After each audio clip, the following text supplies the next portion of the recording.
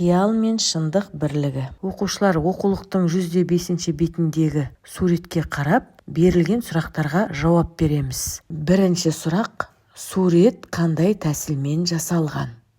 Екінші сұрақ: мұнда суретшінің қиялы қалай көрінген? Үшінші сұрақ: бұл жұмыстың авторы кім?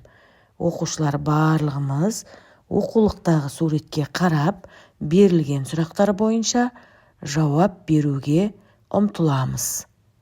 Оқушылар, енді сіздердің берген жауаптарыңызды жауап нұсқаларымен салыстырып қараймыз.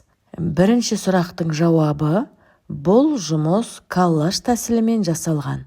Нақтырақ айтсақ, фотосуретпен қолмен салынған сурет біріктірілген.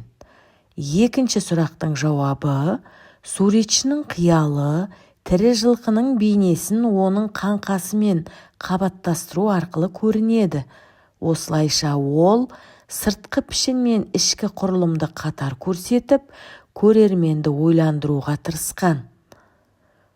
Үшінші сұрақтың жауабы: бұл жұмыстың авторы Бен Хейн жасаған жұмыс.